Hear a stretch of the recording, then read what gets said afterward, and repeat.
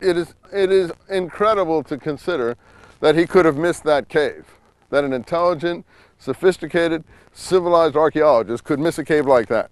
You could say that it was more covered up than it is now, but all the pictures I have seen have shown a direct hole there, and I think there was a hole there in 1952 when he was out here.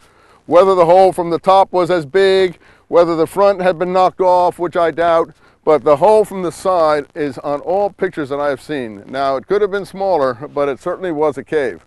He has said that he didn't see it. Other quotations that I have heard was he didn't think it was important. He didn't think there would be any scrolls down here. He thought they were all up in the limestone cliffs up there. Whatever the reason, he didn't send anyone in. He was paying Bedouin survey teams to do his work for him. You can see pictures of the fathers sitting in their tents, having their tea, doing their prayers, things like that. They were not a hands-on group. They sat in the European aristocratic upper-class way, enjoyed the fact that they were archaeologists in the field with cook and every other sort of amenity brought down to them, and they paid Bedouin work gangs to do the work for them. I'm not sure Bedouin work gangs always told the archaeologists the truth about what they found. In the end, the upshot was, 2 months after he finished his survey, the Bedouin found, in quotes, Cave 4, cleaned it all out.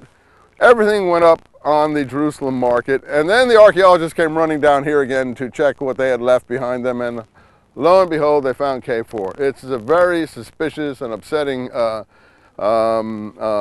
series of events. One of my students who first pointed this anomaly of the dating of when Cave 4 was found out to me, I hadn't realized this.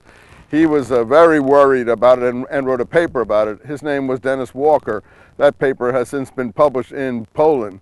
But some people with darker ideas, and I'm not a darker idea person, I don't like to give these people that much credit for intelligence, with darker ideas, since the Bedouins worked in work gangs, and since they had set a fixed price for the per square centimeter purchases to, in their words, stop the black market, the Bedouins would go in these places, rip up the manuscripts, hand them out to each person who was working, and then each person would go up to Jerusalem and get his square centimeter price for his little piece of manuscript. The Bedouins had no interest in keeping a big manuscript. So it's quite possible that this policy and missing this cave contributed to the fact that the materials from Cave 4 are in a perfectly horrendous condition of preservation. That's not to say they weren't probably badly preserved in the first place.